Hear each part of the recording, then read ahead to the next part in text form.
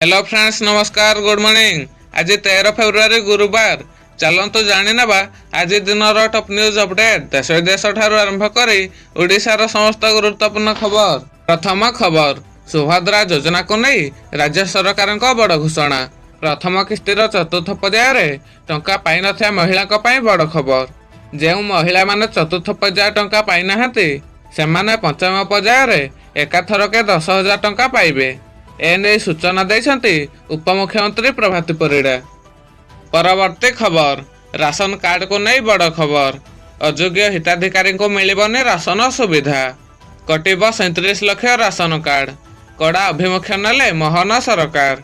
आसंता 15 तारिख ration card e-KYC आवेदन शेष तारिख रही। जदि एही समय सीमा भितर हिताधिकारी ई-केवाईसी न करते तेबे सेमाने राशन सुविधार वंचित रहिबे। एने घोषणा कर खाउटी कल्याण मंत्री कृष्णचंद्र पात्र। परवर्ती खबर, राज्य में लागू हब ममता और प्रधानमंत्री मातृवंदना योजना। मुख्यमंत्री मोहन माझी बड़ घोषणा करिसेंते। राज्य में ममता और प्रधानमंत्री मातृवंदना योजना लागू हब बोली राज्य सरकार घोषणा करिसेंते। एही योजना माध्यम झियो जन्म हेले 12,000 टंका एवं पुओ जन्म हेले 10,000 टंका मिलिबो। परवर्ती खबर, ओडिशा विधानसभा संपर्क में एक बड़ खबर सामना को आसी। विधानसभा रे आउ व्यवहार हबने कागज। विधानसभा भितर लगा जाइछि टैब। आउ कागज देखिकी पढ़िबेनी विधायक, टैब देखिकी पढ़िबे विधायक। जेउथि पई 147 जन विधायकों आसन रे लगा जाइछि टैब।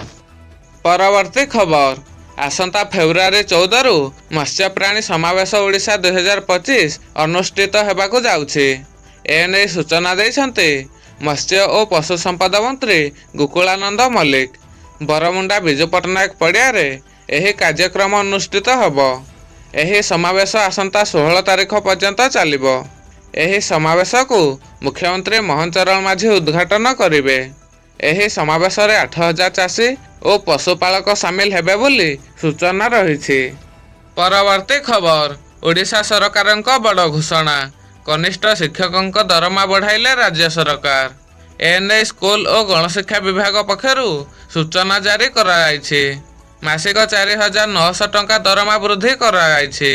प्राथमिक और उच्च प्राथमिक स्कूल शिक्षकों को मिलिबो हे वर्धित दरमा। एने स्कूल एवं गणशिक्षा मंत्री नित्यानंद गंड सूचना देइछन्ति। परवर्ती खबर, देश में ब्यान हब 805टी ऐप। स्वराष्ट्र मंत्री अमित शाह बड़ निष्पत्ति नहीं। संसदीय कमिटी बैठक में से कहते जातीय सुरक्षा कारण 805टी ऐप एवं 3,266टी वेबसाइट ब्यान करा जिवो। भारत में साइबर अपराध रोकिया स्वराष्ट्र मंत्रालय द्वारा यही पदक्षेप निया जाइछि।